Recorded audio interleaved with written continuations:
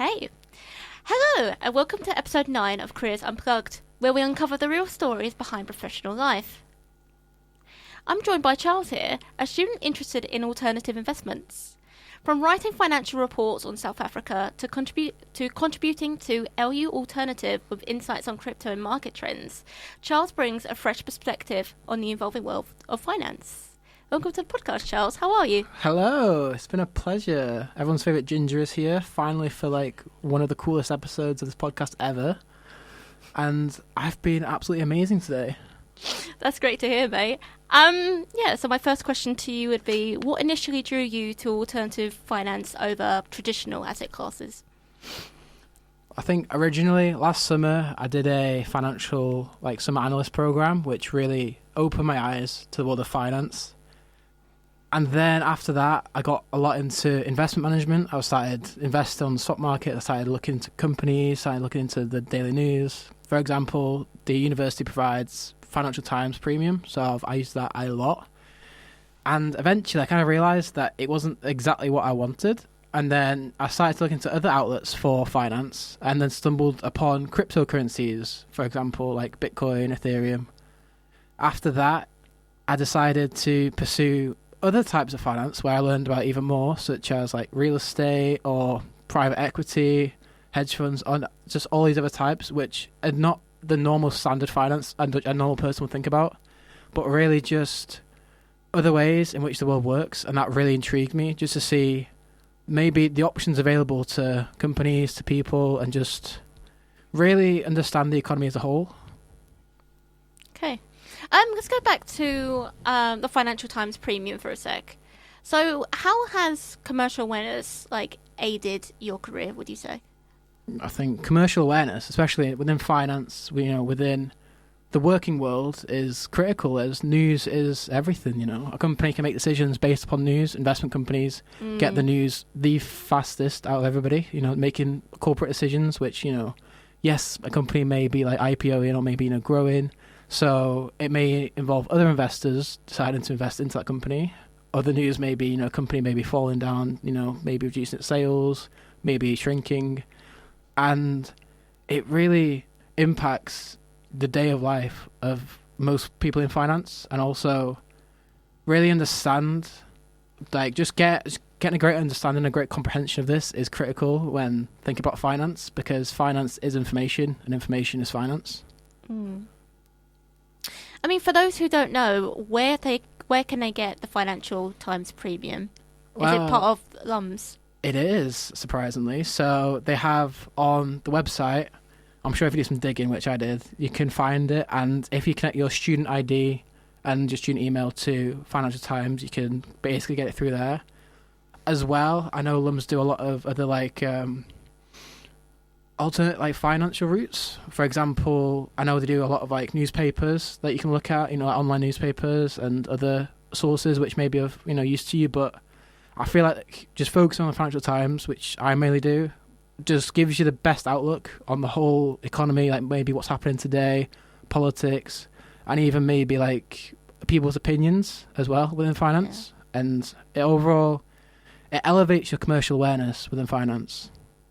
I should also mention as well, if you're planning to apply to financial applications, a great way to stand out in your cover letter is also mentioning that you read the Financial Times, or there's a specific article that fascinated you. Yeah, especially in interviews too.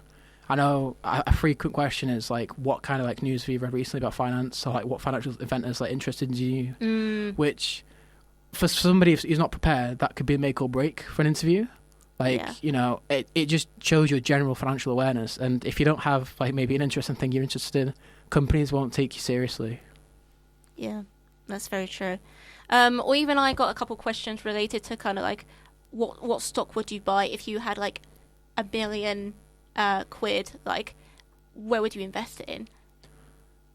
At that point, if you have £1 billion, I'm not sure growth is, the main thing. It's about retaining, I guess, the value of that billion. So, for example, you could put it into a lot of dividend kings, for example, Pepsi, Apple, Coca-Cola, things like that, which are overall already very mature stocks, but they always pay out high dividends. So that £1 billion, you could be getting millions of dividends off that, which therefore is, a great way of passive income, but it requires a lot less risk. And if you decide to go for growth approach, which, if you already have £1 billion, that's a lot of money. So it would be way more risky to risk £1 million or £1 billion on maybe like one or two, a few companies, or even, in certain countries like bonds. But overall, it should always be about focusing on what you can do. Like, because if you want to do more risk, then, you can do more risk. Finance, you have to have a risk appetite.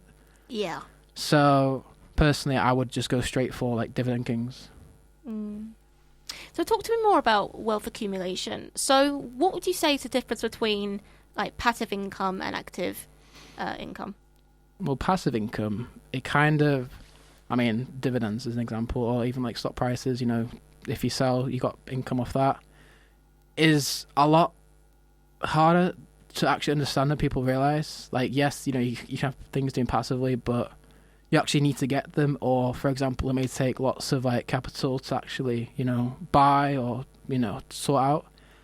I think passive income is more towards the people who already have like large amounts of money, large amounts, things that they want to do to make sure their money lasts, make sure their investments grow.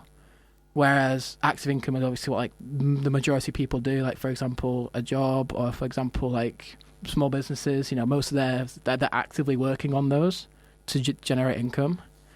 And in the end, honestly, it's really difficult to say, but passive income obviously is better, but in the end, it's rare. Like, you see very few people having much passive income. Yeah, so it's very clear that you're quite talented when it comes to understanding financial knowledge. You. First compliment. So what real-world skill have you developed from, obviously, your time in finance that you think employers undervalue? You see, I've listened to a lot of podcasts, I've listened to a lot of people. A lot of them always say the same things, like, action, you keep on going, like the motivation to do it. Also mindset, I agree entirely with, you need the correct mindset to go into finance. Like, you need the correct understanding, you need the correct skills, and you need the correct sort of just way of thinking about finance, because if you don't have that, then overall, it's going to be much harder for you to actually excel and succeed in finance that way. But the one I like, what many people don't really know, is energy. Like, you need to be like energetic. You need to actually have the sort of the spark to keep going. Because if you're tired, if you have low energy, then you're not gonna, maybe you're not as motivated. You might not learn. You might not grow. You might not do the things that you need to do in the end. And I believe energy is probably the best. Do you think people go into finance purely for the money, or because of a genuine interest? Honestly, finance obviously is money, so a lot of people are attracted to it, especially like investment banking and those sorts of roles, because they offer wages which are astronomical. But at the same time, it is hyper competitive, like especially for like internships, especially for just any sort of role within that. And the reason why it's that hyper competitive is because so many people are like just appealed by the money. They don't actually think about what the job is. And the job is literally like 10-hour days every single day, like doing all this investment management. Or even more than that. Oh yeah, definitely. Especially like within companies that are just active all the time, So yeah, it's honestly, some people don't know what finance is. Like, they'll just say, "Oh, I like finance," but they don't know the core fundamentals of what finance is, and the amount of energy, the amount of stress, you get. Obviously, lots of people, as soon as they get higher up in the chain, just say, "Oh, it's been so stressful. It's taken like so much health and just years of my life." So, but finance is kind of like, if you're in it, you're in it. It's really good to be in it, because you get paid a lot of money. You can do a lot of things, and you actually understand the financial world. So, talk to me more about LUAlternative. Can you give me like a brief summary of what you're up to? So, this is because Lancaster University only has mainly one financial society, like, where they do obviously work towards finance. I applied, I tried to get in because obviously I was interested in finance. I wanted to like, join peers that were similar to me, but I didn't unfortunately get in. So I then thought, if I can't be with them, then why don't I do my own thing, and then I can show a bit of, great, I can do my own thing. I can show people why why, first of all, that there might be other options to Lancaster investment funds, which to me, like, I don't know, I feel like it was necessary because this campus just has very few societies and not very like popular, very big. So I decided to try and make my own community of people who maybe have an interest more into alternative finance. So, for example, like I mentioned, like crypto coins, which originally I started it in January. It was LU Crypto because I was mainly about crypto, but then I expanded out to more alternative sources of finance. And in the end, my goal was to make a community such as the Financial Society where anybody could join and quite literally, get financial experience, maybe learn some new things, and hopefully push them towards, being more successful in their careers and in the future. Because I think that's a good idea of like developing an entrepreneurial mindset and really showing your initiative. And I think that's definitely something to really show off when it comes to interviews or assessment centres. It really makes you stand out.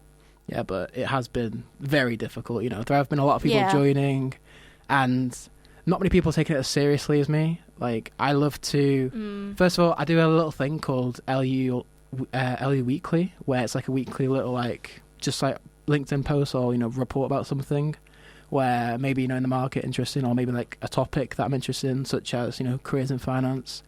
And then I also do like to do my own, like, little reports on companies, on, like, crypto coins. I know I've done a few. I've done, like, some on, like, Dogecoin. And it's been, for me, as I have no other option to get experience, obviously I'm not part of the Finance Society. I've sort of created my own, and I've done my own sort of, my own pathway, which, yes, has been very difficult, and I've had a lot of bad times, but I feel like in the end, it's something that I've done, I feel like I can... It's the journey that counts. Definitely. And I feel like, I've left a mark on Lancaster, whereas I know a lot of students, like, they just want to, join societies, don't want to explore the entrepreneurial mind, as you say.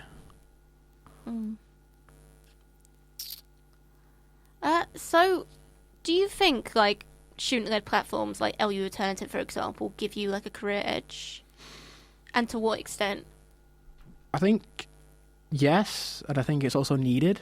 Like, people, especially within finance, it is hyper competitive, so you need some sort of edge to, like, prove to employers and recruiters why, pick you over other people. And this is, first of all, a source that, I've given to Lancaster, and that, I can also, tell people, that I've gone out there, I've done my own thing. But I think, in general, just anybody applying to finance, like, they need something different about them. Maybe it's, doing like some internships, maybe it's, doing some, like, society roles, maybe it's even, doing a different subject, or, coming from a different angle of finance that maybe they might appreciate. I mean, I've even had interviews where literally one of the main reasons why I got the interview was because they were, like, so impressed by my study abroad work and, like, so, like, eager to ask me all about that kind of thing. And that really appealed to me because it gave me a sort of, like, that was my edge at that point, that gave me something to talk to them about, something to bond over, and it helped the interview, like, 1,000,000%. Like, I felt so much better afterwards. It's actually crazy because I feel like when you have a bond with, like, an interviewer, like, all that technical knowledge, all that commercial knowledge that you learn, like, it just makes the journey more rewarding. Oh, definitely, yeah.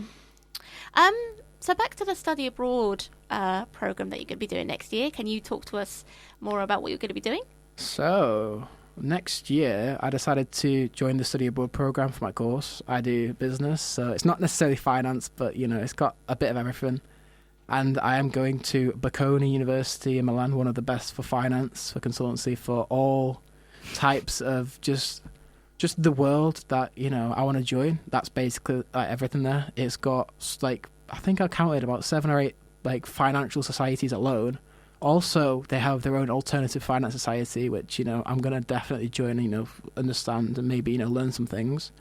And I do believe, though, that with the study abroad, it helps as well. Like I mentioned with that other person, like, I had an interview and we just talked about my study abroad stuff because it gave me something different. It gave that was another edge. It gave me something else to, communicate, to just bond with, as we mentioned. But in total, I wasn't going to do it at first, but then I realised, I need to do something, I'm at Lancaster, which, bear in mind is a very good university, but there are other universities and other people trying to like gun for these internship spots, trying to gun for these financial spots. So unless I try and make myself as diverse and as attractive as possible, then the only way to do that is to go to other universities, to do other things, to work experience. So this was my number one way, what I thought, to gain an advantage in the finance community.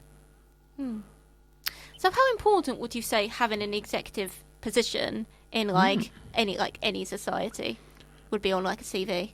Executive position, it means that you've already developed like mainly skills you'll use in the workplace, like for example communication, networking, discipline skills, leadership skills, and that is something that employers like mandatorily require. Like you need to be part of it. You need to actually communicate to your team. You need to be actually active within your team or within the financial world, because nothing's done alone. So having an executive role kind of proves to them and shows the employers that you've gone out of your way, you've done it mainly for free, you haven't been paid for it, and that you've actually like developed these skills, and that you can give them those skills when if you get employed.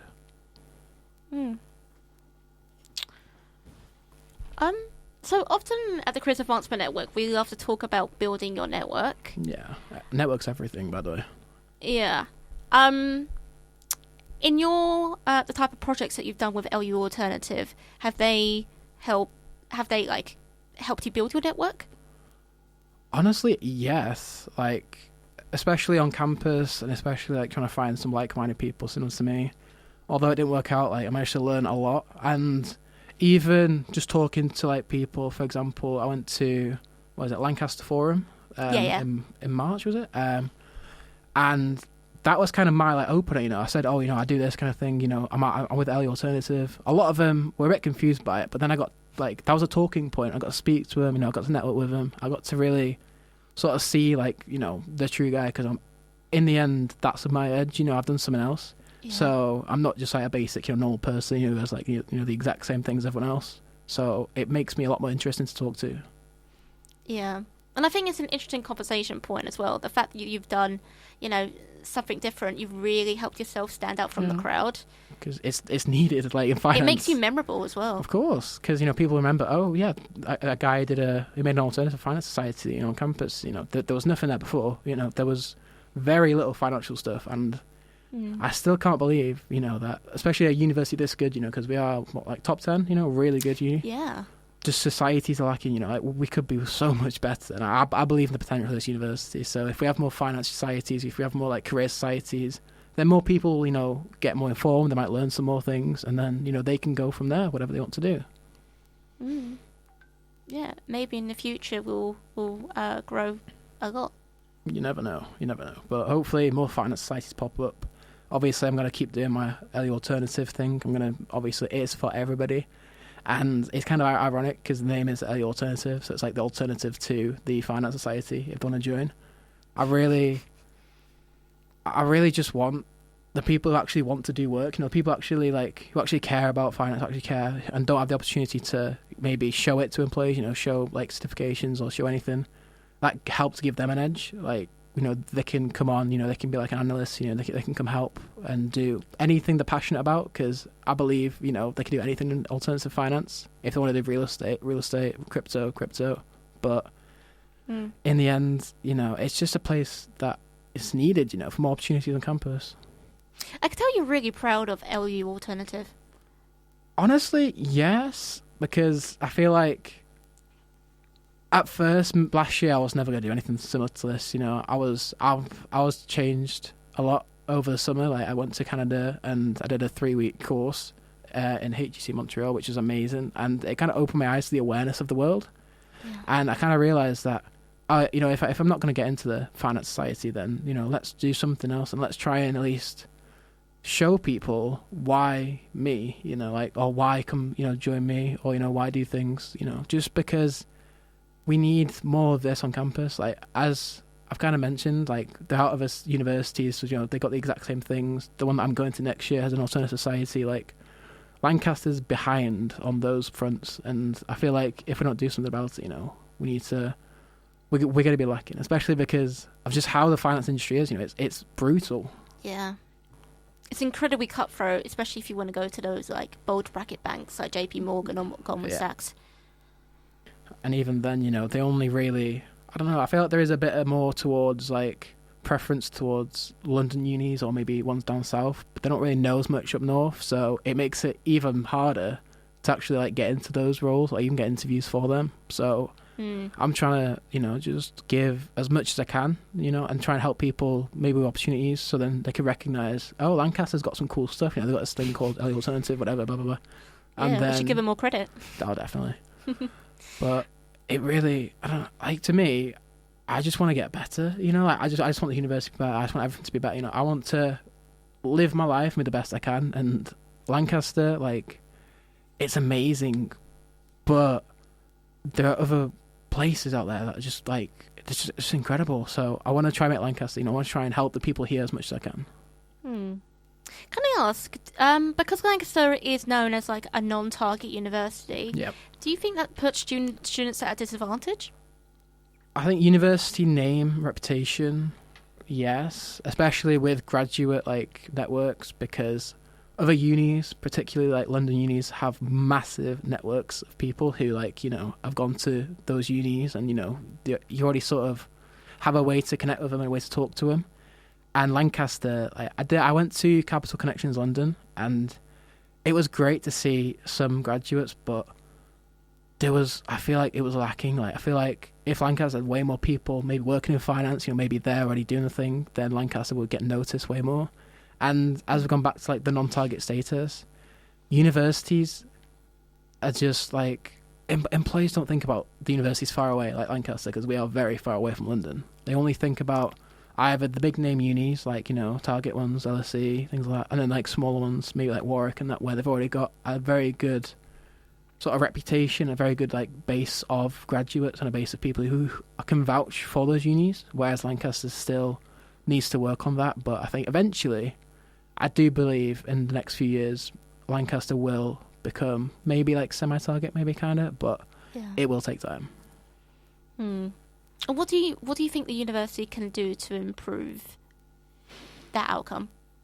It's honestly, it's just the name. Like, when you go to an employer, like, I don't know, you talk about Lancaster, like, there are very few people from Lancaster, like, trying to do things, for example, like finance things, and, you know, like, trying to push themselves as far, doing, you know, extracurriculars, going to those, like, massive roles. I think just overall, it takes time because the people, you know, will eventually, like, start to, you know, to go to the graduate job, you know, start to do that. So it's about building that sort of network of graduates even further. Like, it's great now. We have great resources, you know, we have, like, Great Future, we have, like, all these other services, like career services, and even, like, people like Paul McCormick, who's amazing. You know, they have financial careers coach.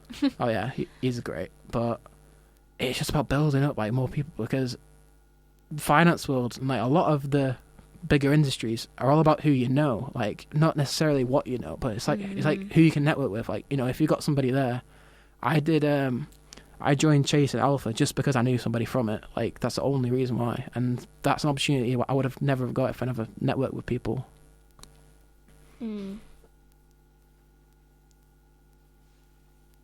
Yeah.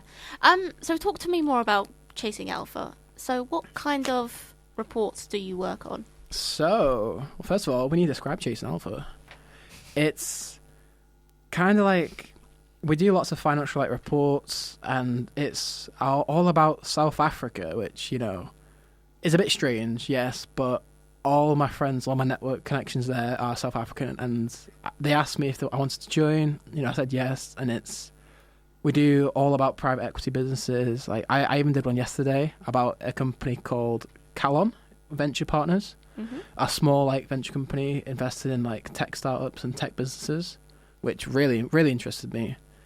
And Chasing Alpha, it's just something else, you know. So first of all, it's another opportunity for me to show employers, you know, my financial skills, my report skills, you know. And also it's a way for me to gain more commercial awareness, especially within other countries. Like, obviously South Africa is very far away. And so understanding how their economy is way different to ours. And overall helps give me yet another edge, you know. So that's really the whole point, you know. You need to have as many unique things and cool things about you. You need to be diverse, and then you can be more competitive in the financial world. I mean, along with that international exposure, it comes with that diversification. Yes. you know? Definitely, because obviously everything's international, you know. Finance is international, you know. Finance is spread across the world, so the more you know about the world, you know, the better you'll be. And maybe, like, for example, me going abroad, you know, me doing all this studying and stuff, it all helps you build a character that just, you know, is way more capable and way more just aware of how finance works and how the world works.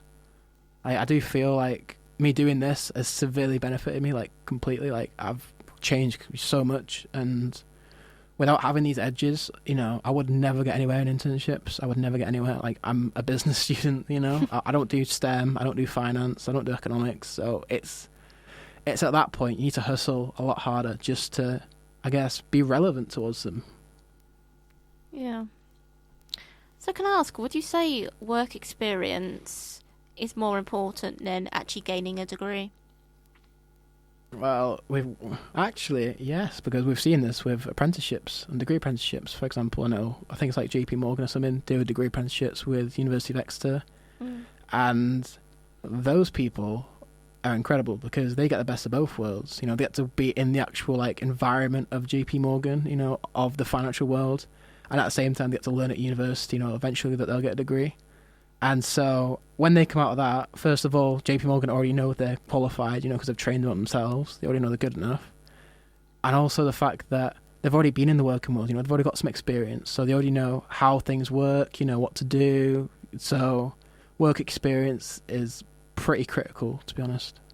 Can I just throw a question out there? Of course. It's a podcast, come on. Yeah. So obviously this episode is very much focused on alternative investments. Yeah. Have you ever questioned whether this niche focus could limit you when submitting applications? Or is it more of a strength, do you think?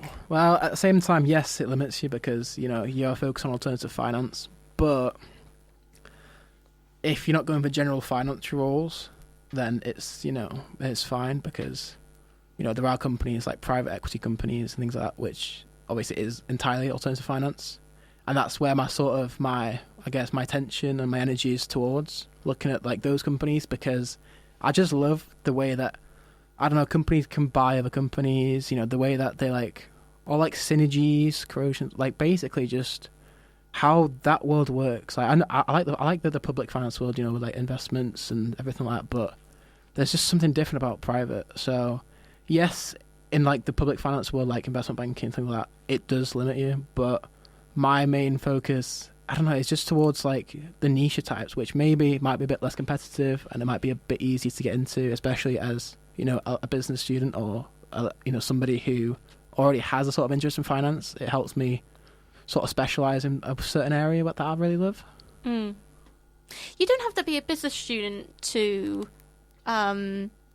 work in alternative investments or just finance in general, do you? No. You could have any degree. Of course not. I actually went to a Insight Day for Bank of New York, and one of the guys there, who was like a graduate, he studied history, and he said he didn't know any financial skills. You know, he did the interview. You know, he did a lot. You know, apparently, you know, they really liked him.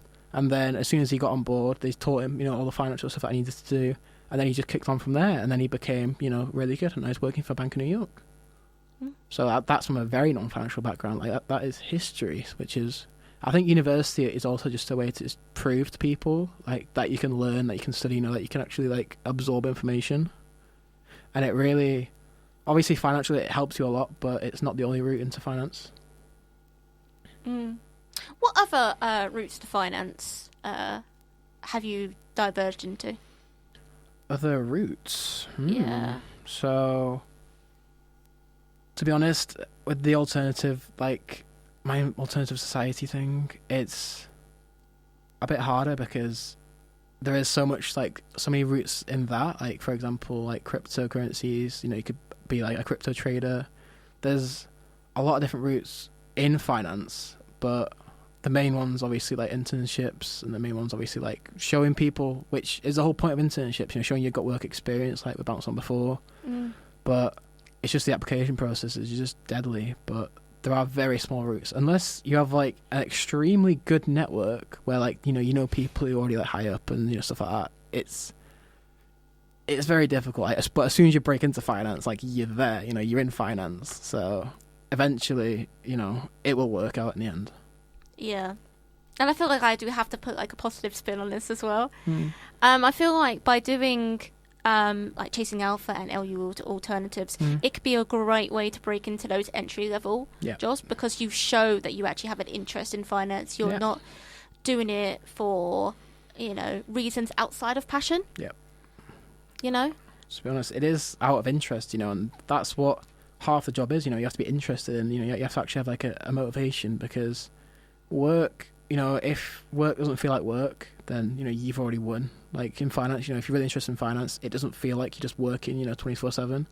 It feels, you know, like normal. And then that's the point where I mentioned about energy.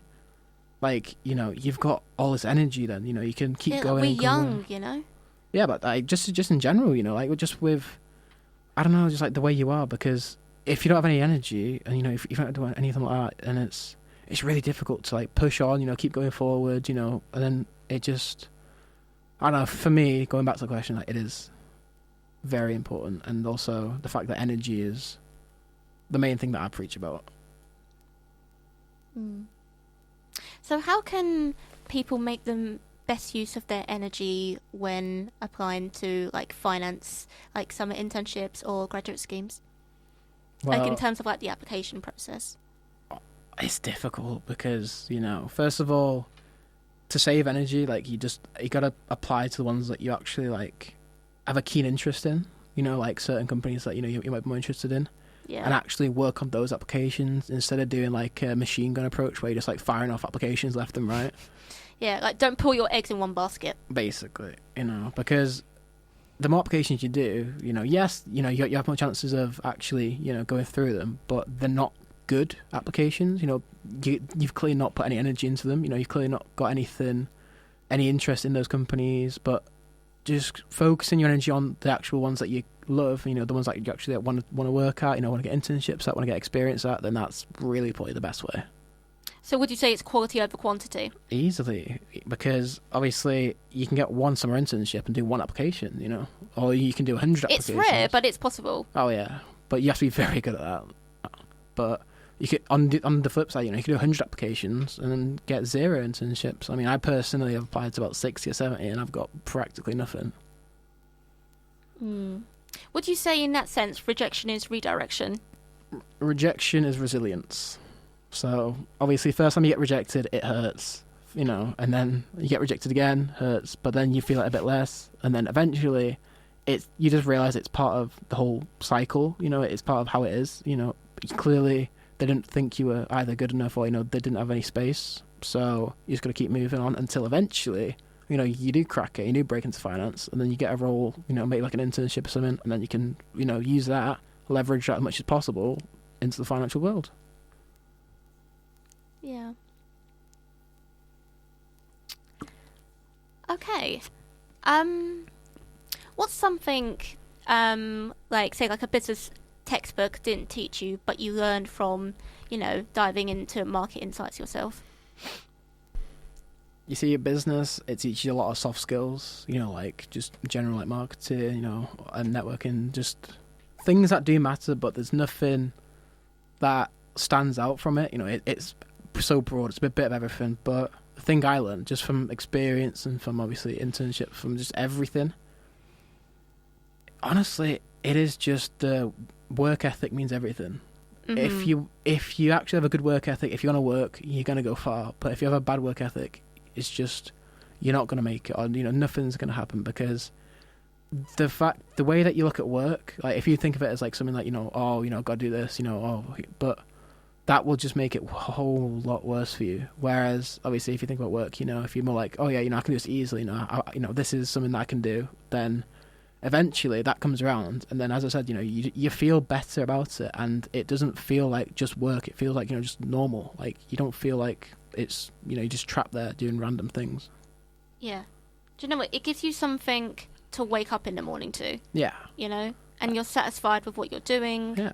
And then you're actually excited for what you want to be doing, you know, next day, and it just makes work ethic is everything. Like there are people, like one person I really like was Kobe Bryant. His work ethic was unbelievable.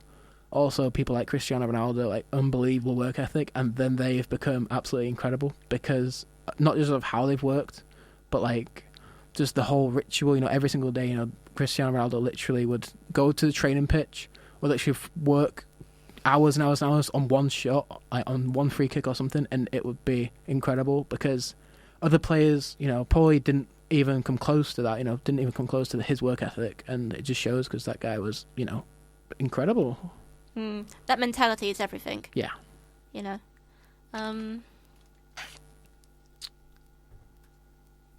So yeah.